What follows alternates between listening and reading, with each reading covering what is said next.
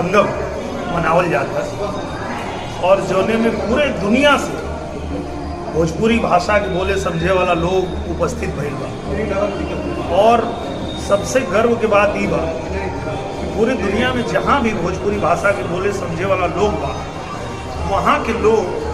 भोजपुरी के मान्यता भी दे दिले बा और ओकरा खातिर के लगातार काम भी कर रहा है। और एकरे खातिर जब हमके पहला बार मौका मिलल रहे सदन में जाए के, तो हम सदन में भी आवाज़ उठेले रहे कि भोजपुरी भाषा के 8वीं अनुसूची में शामिल कई जाओ और भाषा के रूप में मान्यता मिले। तब एक बार फिर से सरकार से हमने के आग्रह बा, निवेदन बा कि भोजपुरी के 8वीं अनुसूची में शामिल करके और उनका अधिकार के दिहल जाओ, ताकि ऐसा ना लगे कि देश के बाहर तो भाषा के मान्यता बा लेकिन अपने ही देश में देखे कि